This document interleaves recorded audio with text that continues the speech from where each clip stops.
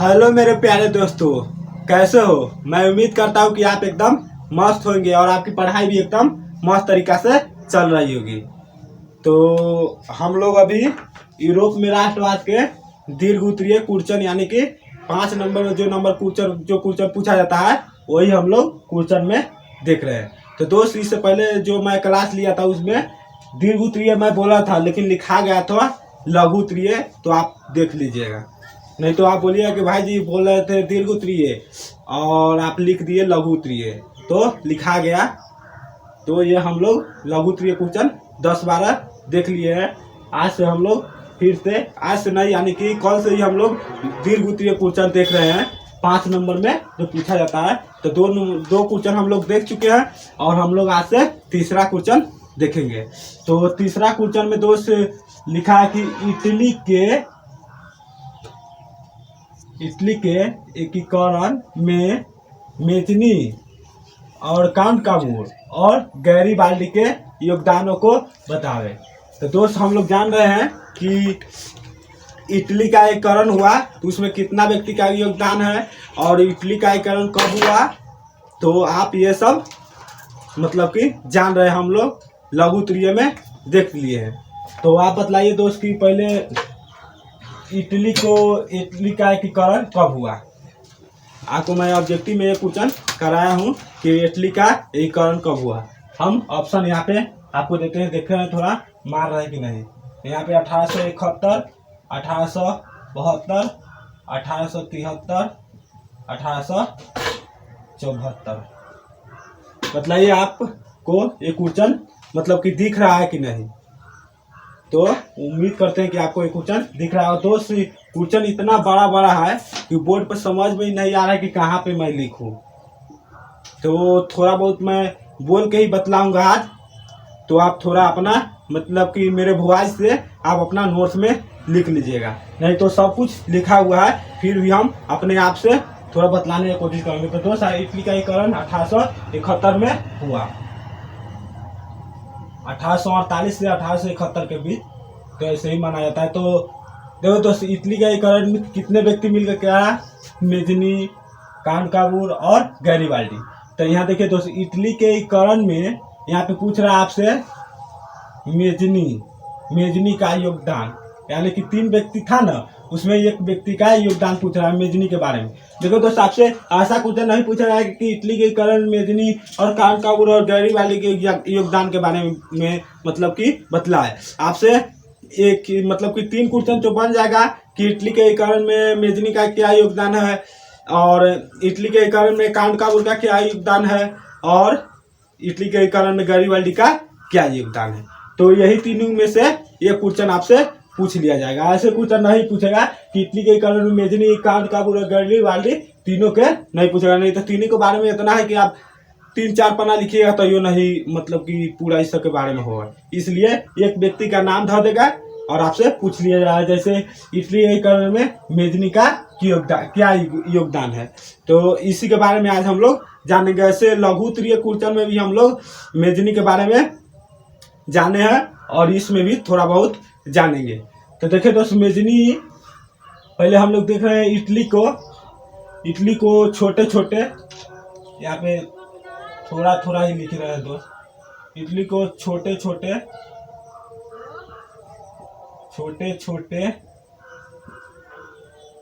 राज्य में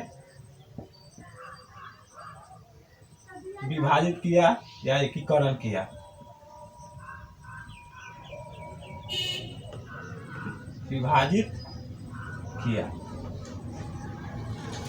देखो दोस्त, इटली को छोटे छोटे राज्य में विभाजित किया कौन लोग मिलके, मेजनी, कांटकाबूर और गैरीबाल्डी।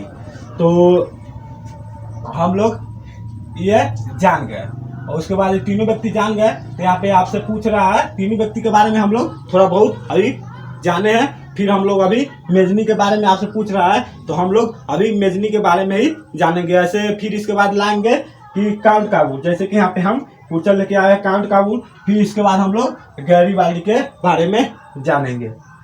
तीनों में से एक व्यक्ति पे आपके क्वेश्चन आएगा और तीनों व्यक्ति के बारे में हम लोग बारी बारी से जानेंगे। जिस व्यक्ति के बारे में पूछा जाएगा उस व्यक्ति पर हम लोग लिख देंगे आराम से। आपको 5 नंबर यानी कि दीर्घ उत्तरीय में पूछेगा तो 5 नंबर मिल जाएगा और लघु उत्तरीय पूछेगा तो 2 नंबर मिल जाएगा। तो हम लोग मेजनी के बारे में जान रहे हैं। तो दोस्त हम लोग जान रहे हैं कि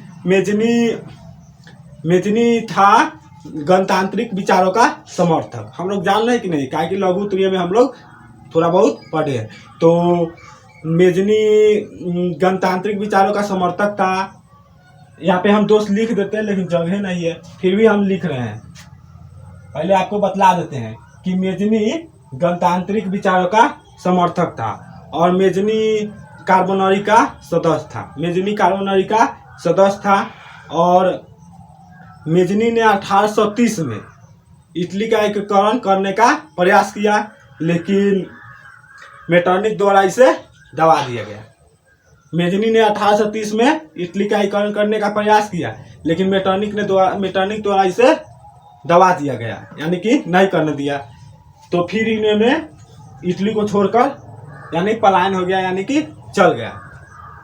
फिर इन्होंने 1831 में यंग इटली की स्थापना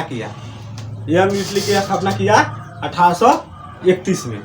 तो हम लोग दोस्त थोड़ा बहुत लिख देते हैं ना, तो आप बोलिए कि भाई जी आप सिर्फ बोल दिए लिखे हैं नहीं। तो गणतांत्रिक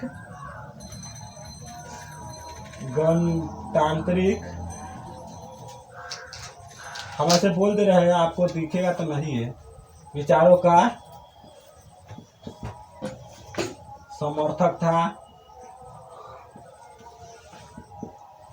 फिर इन्होंने क्या बोलते हैं, कार्बोनरी का सदस्य था।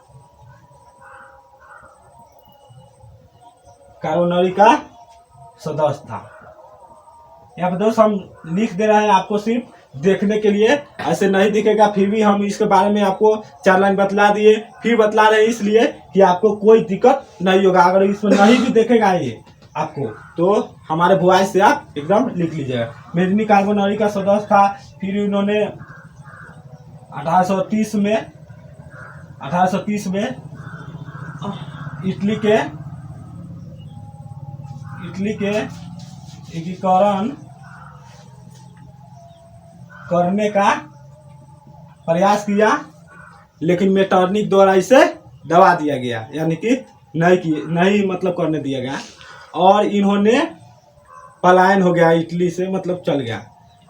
फिर इन्होंने आया तो 1831 में यंग इटली की स्थापना किया दोस्त। यंग इटली की स्थापना कब किया गया? 1831 में। तो आइए हम लोग जान रहे थोड़ा बहुत मेजनी के बारे में।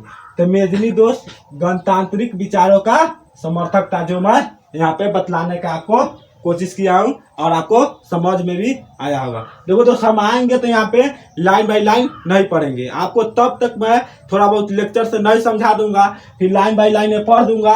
तो ऐसे आप बोलिए कि कमेंट में कि भाई जी आप आते हैं और लाइन बाय लाइन पढ़ के चले जाते हैं और हमको समझ में नहीं आता है। तो वैसा काम हम अभी तक कोई भी वीडियो में नहीं किए हैं, नहीं करेंगे। आपको जो भी आएंगे, जो भी क्लास लेकर आएंगे, फिक्स है कि उस पर मैं 2-4 मिनट लेक्चर दूंगा और पूरा एकदम समझा दूंगा। तो मेजनी गणतांत्रिक विचारों का समर्थक था और योग्य सेनापति था। मेजनी का संबंध कार्बोनरी नामक गुप्त दल से था, जो मैं यहाँ पे आपको बतलाया कि मेजनी कार्बोनरी का सदस्य था। और इन्होंने 1830 में मेजनी उत्तरी और मध्य इटली एकीकरण करना चाहा, लेकिन मेटरनिख ने जो मैं बतलाया कि मेटरनिख ने इस आंदोलन को दबा दिया गया, जिसके कारण मेजनी को इटली से पलायन होना पड़ा, यानी कि भाग गया। देखिए दोस्त, यहाँ पे लिखा हुआ है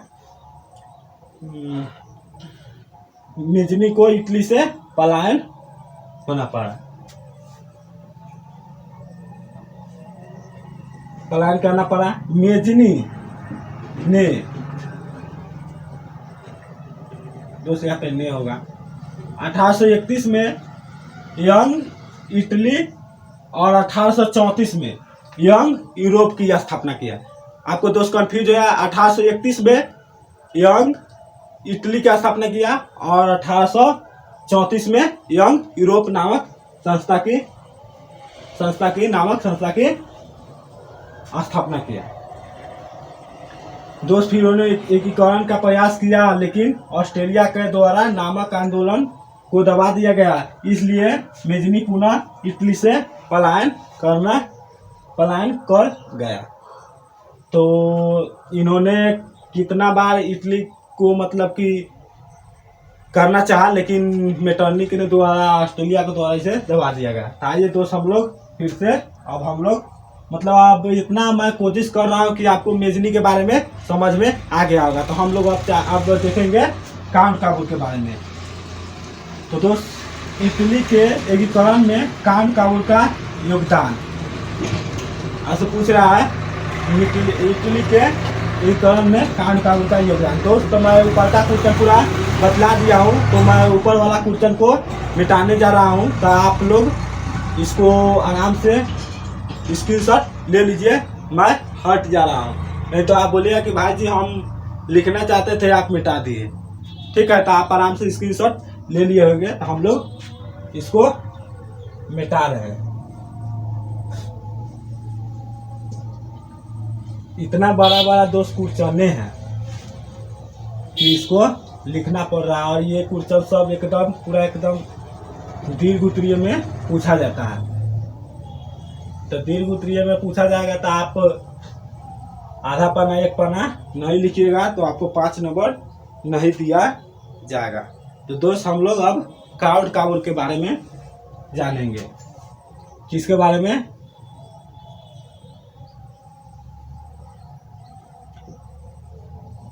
काउंट काबूल के बारे में जानेंगे। तो दोस्त हम लोग जानते हैं कि काउंट काबूल विक्टर इमैनुअल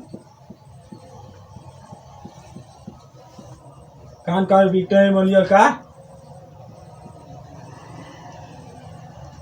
प्रधानमंत्री था। काउंट काबूल विक्टर इमैनुअल का प्रधानमंत्री था। और दोस्त इसके बारे में बहुत है। और काउंट काबूल ने पहले हम लोग ये 2 राज्य के बारे में जान रहे हैं दोस्त, सार्डिनिया और पीडमाउंट।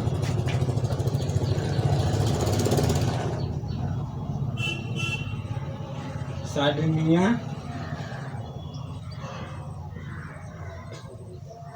और पीडमाउंट दोस्त ये राज्य है, ये राज्य है। पीडमाउंट ये क्या है? 2 राज्य है। तो दोस्त इसका सार्डिनिया और पीडमाउंट का राजा कौन था दोस्त? राजा था यही काउंट काबूल।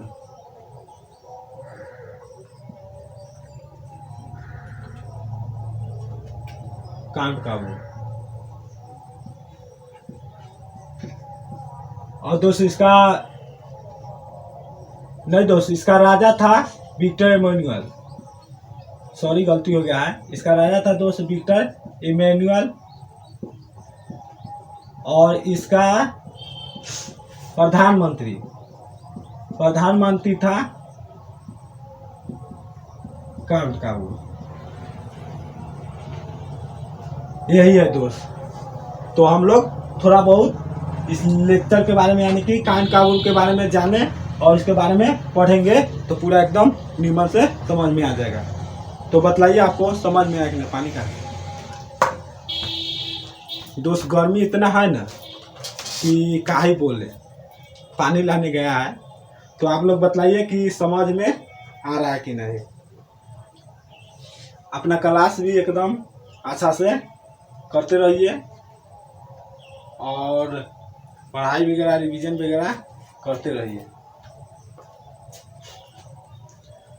मतलब ये दोस्त पानी भी तरीके है।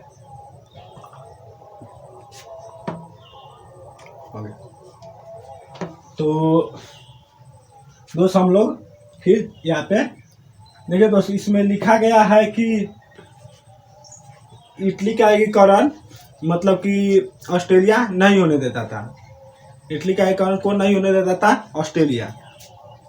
तो ऑस्ट्रेलिया ने इटली के कुछ जगह को कब्जा कर रखा था। ऑस्ट्रेलिया ने इटली के कुछ जगह को कब्जा कर रखा था और काउंट काबुल मतलब कि फ्रांस से मदद लेकर और ऑस्ट्रेलिया को मतलब कि हरा दिया। तो यही सब बात है, ताकि हम लोग समझ रहे हैं। इटली के एकीकरण में काउंट काबुल का योगदान।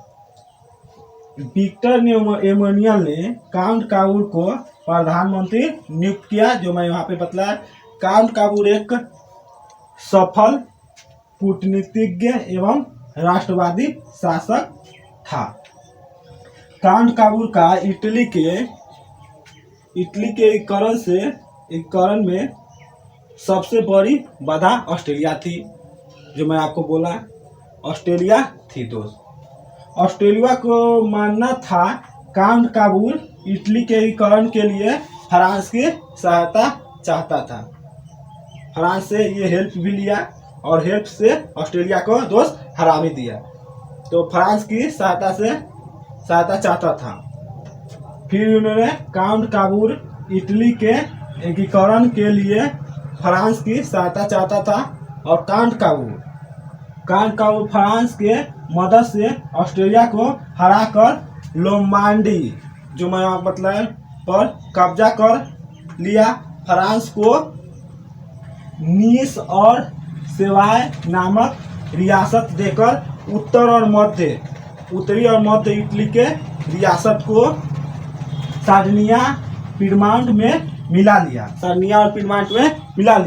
1862 तक दक्षिणी इटली के रोम तथा वेनेसिया को छोड़कर बाकी सब रियासत को मिला दिया गया। तो बतला दोस्त, यही कहानी है काउंट काबुल को। तो आपको दोस्त समझ में आया कि नहीं? तो दोस्त हम लोग फिर इसके बाद जानेंगे मेजनी के बारे में जाने हैं और काउंट काबुल के बारे में। अब हम लोग जानेंगे गैरीबाल्डी के बारे में अगला क्लास में। तब तक जय हिंद।